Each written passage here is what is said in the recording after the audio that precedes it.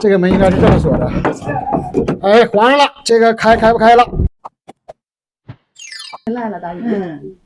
大姨就少5.5万不行啊？我说6万，这才的呀，这不是在想，我说想的到了，你这5.5万咋的？不是，是按坡的发。明白了。人说啥？有啥事他俩商量。这房子你觉得多好些钱？这房子好像还能挺100年呢。就这个，你管挺多少年生意呢？这都多少年的，这都是管挺多少年都没事儿。你天天100年也没事吗？你天天这样的房子没有，这个房子都今年没有是新的盖房。啥时候哪年盖的？差不多了吧？也有靠100年了。100年没有，还是100年。我100多呀。我那房子这都只有会是50年了，你还记？那这个房子多少年了？这都是也都。咱们可不知道，都老了。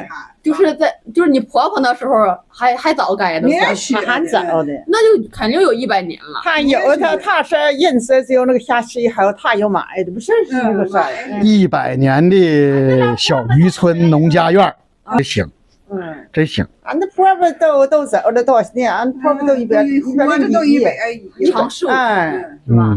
他走了，渔村的人基本上长寿的很多的，都长寿。我们这一村的那个老百姓啊，普遍都是长寿，都是90多岁以上，100多老人很多。俺这边都没一个102岁，整天都这些感觉。您多大岁数了？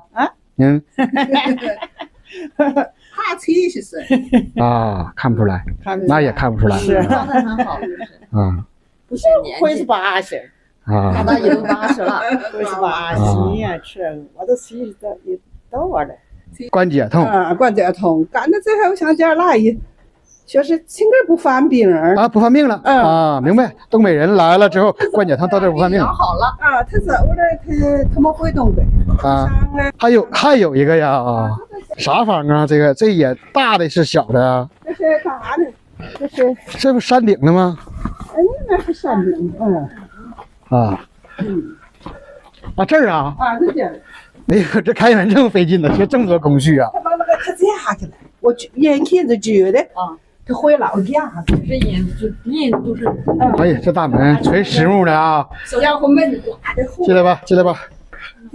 这是这个门应该是这样的，这个门应该是这么锁的。哎，黄上了，这个开不开了？然后这块还有一道，这就妥了，谁也进不来。是不是啊？对，比那锁都好使多了。这是餐房啊？厨房不是厨房，那个通间房。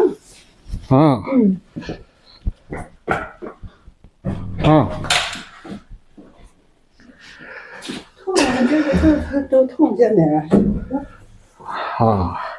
直接通了。能直接通的，这篮子。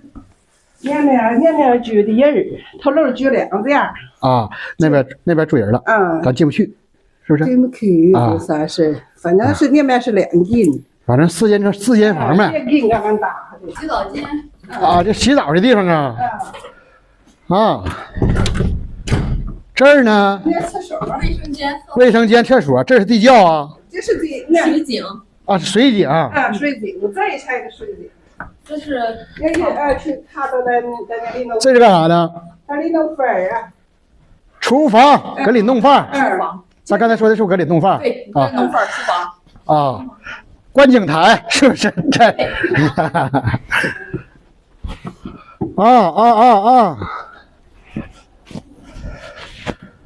搁这可以看见海，家家户户都有这么一个平台呀。